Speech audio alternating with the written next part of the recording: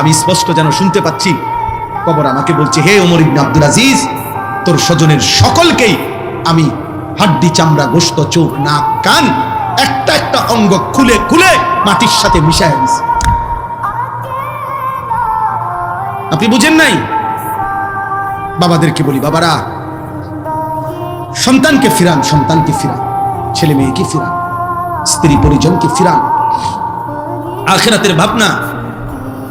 প্রিয় ভাই আমার, বন্ধু আমার, বাবা আমার, মা আমার, বোন আমার, দোস্ত আমার, নওজোয়ান সাথী আমার, এমন সুন্দর জীবন নষ্ট করে দিও না বাবা। কেউ কারো ঘরেই থাকে না, তুমি তোমার ঘরেই থাকো, আমি আমার ঘরেই থাকি। কেউ কারো কবরেও থাকবে না। তোমার কবরে তুমিই থাকবা, আমার কবরে আমিই থাকবো। একদিন সব একাকী হয়ে যাবে, একদিন সব। হযরত ওমর ইবনে আব্দুল আজিজ তাবিঈ ছিলেন, যারা সাহাবাদেরকে দেখছেন এমন শ্রেষ্ঠতম তাবিঈ হযরত ওমর ইবনে আব্দুল আজিজ রাহমাতুল্লাহি আলাইহি।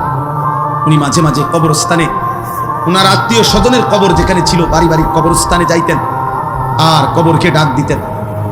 ডাক দিয়া বলতেন, হে কবর, মাযা ফাআলতা বিল আহিব্বা, আইনাল আসদিকা, আইনাল জুল্লাস, আইনাস সাম্মার। তিনি বলতেন, হে কবর, আমার আত্মীয়, আমার স্বজনদের সাথে তুমি কি করেছো বলো।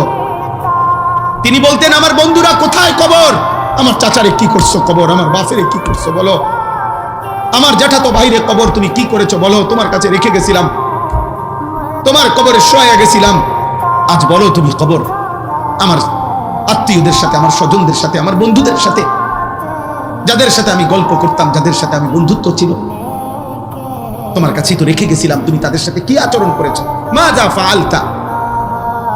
কিতাবের মধ্যে আছে হযরত ওমর ইবনে আব্দুল আজিজ, এই বুজুর্গ, তিনি কাঁদতেন আর সাথে তখন যারা দাঁড়িয়ে থাকতো তাদেরকে তিনি বলতেন, জানো কবর আমারে কি বলছে। তো তারা বলতো, কি বলছে হযরত। আমি স্পষ্ট যেন শুনতে পাচ্ছি কবর আমাকে বলছে, হে ওমর ইবনে আব্দুল আজিজ, তোর স্বজনের সকলকেই আমি হাড্ডি চামড়া গোশত চোখ নাক কান একটা একটা অঙ্গ খুলে খুলে মাটির সাথে মিশায় দিছি। আজ মাটি খুঁড়ে দেখ, তোর স্বজনের কারো অস্তিত্ব আর খুঁজে পাবে।